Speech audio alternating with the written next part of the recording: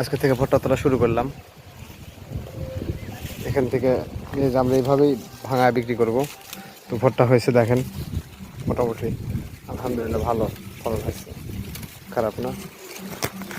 পরিমাণ রোদ, মানে দাঁড়া থাকা কষ্টকর, যদিও মানুষ এর ভিতরে মাঠে কাজ করতেছে, অনেক পরিশ্রম করতেছে মানুষ, ফসল তার ঘরে তুলতেছে, কেউ ধান কাটতেছে, কেউ ভুট্টা সংগ্রহ করতেছে, কেউ জাংলায় কাজ করতেছে। তো আমি যে রোদের মধ্যে কাজ করতেছি এখানে, এই কাজের ফাঁকে ফাঁকে আমরা মাঝে মধ্যে একটু জায়গায় যায়, তো মানে একটু বিশ্রামের দরকার আছে আমাদের, ঠিক আছে। তো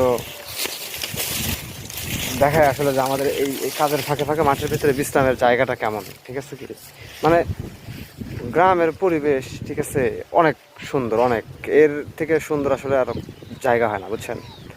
দেখেন আমাদের বিশ্রামের মানে কাজের ফাঁকে ফাঁকে আর কি একটু বিশ্রামের যে বসার যে জায়গাটা, দেখেন কি কতটুকু মনোরম পরিবেশ, ঠিক আছে। এখানে এই গাছটার নিচে আমরা বিশ্রাম নিচ্ছি, এখানে এখানে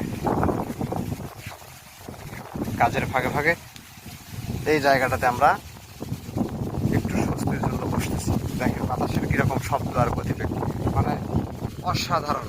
আপনি যদি এই বাতাসটা যদি মানে এখানে বসে যদি উপলব্ধি করেন, এখানে সবই তো আল্লাহর নিয়ামত। তারপর এই যে প্রচণ্ড রোদ এবং গরমের মাঝে মাঝে যখন আমরা এখানে বসতেছি, তখন মানে শুকরিয়া আদায় না করে আসলে কোনো উপায় নাই, ঠিক আছে কি।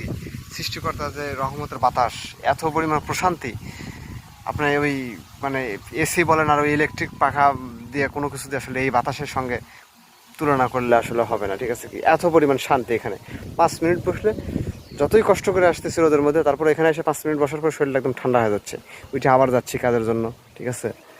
ভালো থাকবেন সবাই, দোয়া